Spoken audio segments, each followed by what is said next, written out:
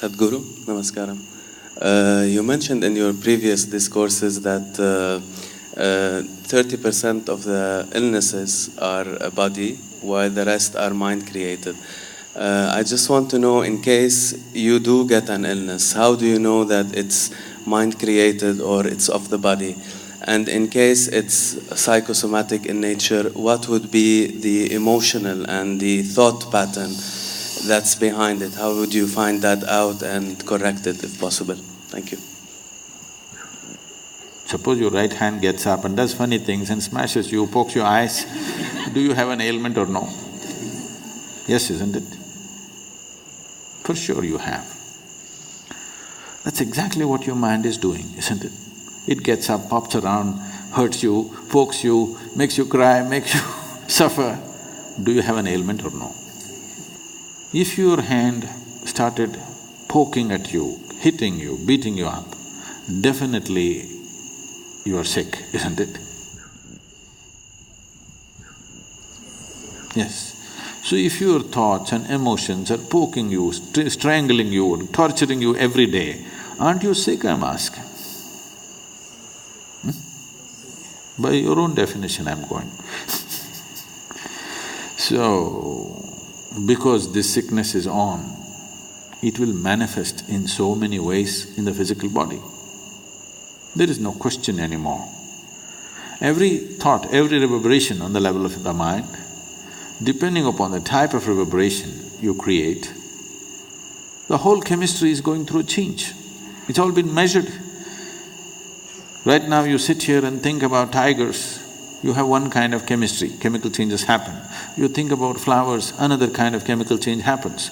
All this has been measured. So for every thought, if the whole chemistry is going through thing, if your mind is in this state, you know what kind of soup you're making? You're a lousy soup. Not just lousy, poisonous. If you're soaked in this poisonous soup on a daily basis, how to know well-being? It'll not happen like that.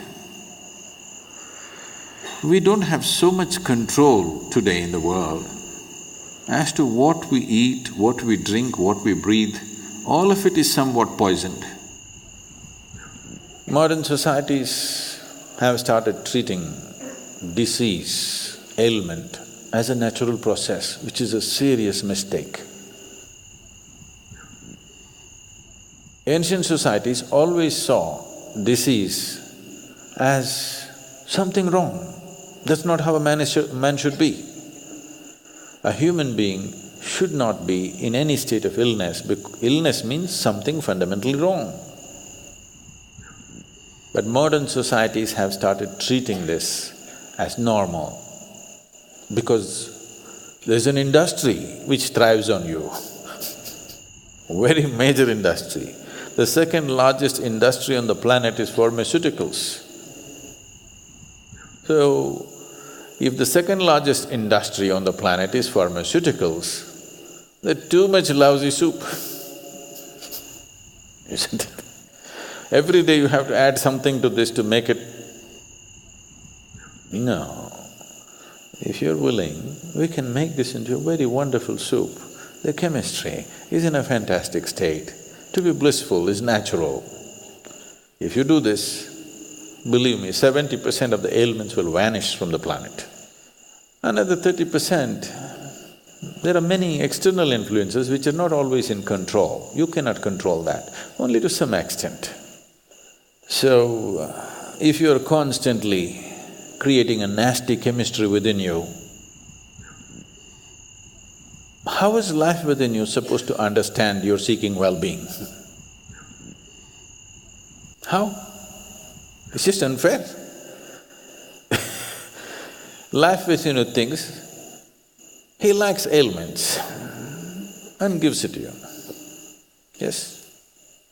If you're poisoning your system from within, for which there is substantial proof, for every thought and emotion, the chemical composition of your body is changing. If you're creating poison from within you and you want to live well, how is it? Life doesn't work like that. Unless you do right things will not happen to you.